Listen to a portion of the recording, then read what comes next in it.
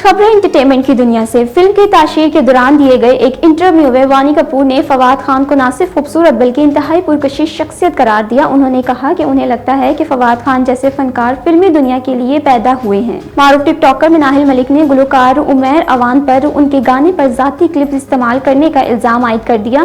ٹک talker Manahil ملک نے الزام عائد کیا ہے کہ گلوکار عمیر اوان نے اپنے حالیہ گانے لارے آ میں ان کی ذاتی کلپ بغیر اجازت استعمال کیا ہے۔ مناہل نے اپنے ٹک ٹاک اکاؤنٹ پر ایک ویڈیو کا پیغام شیئر کیا ہے جس میں انہوں نے کہا ہے کہ عمیر اوان 24 گھنٹے کے اندر یہ گانا ڈیلیٹ کرے کیونکہ اس میں ان کی ذاتی ویڈیو استعمال کی گئی ہے، ورنہ انہیں گلوکار کے خلاف قانونی کارروائی کرنا پڑے گی۔ معروف ڈرامہ فلم لکھاری خلیل الرحمان قمر نے کہا ہے کہ اب وہ پڑوسی ملک بھارت میں بھی کام کرنے کے لیے تیار ہیں۔ خلیل الرحمان نے اپنے ایک انٹرویو کے دوران پڑوسی ملک بھارت میں کام کرنے کی خواہش کا اظہار کرتے ہوئے کہا کہ اب وہ انڈیا میں بھی کام کریں گے۔ ان کا کہنا تھا کہ سالوں سے ان کا اصول رہا ہے کہ وہ بھارت میں کام نہیں کرنا چاہتے تھے۔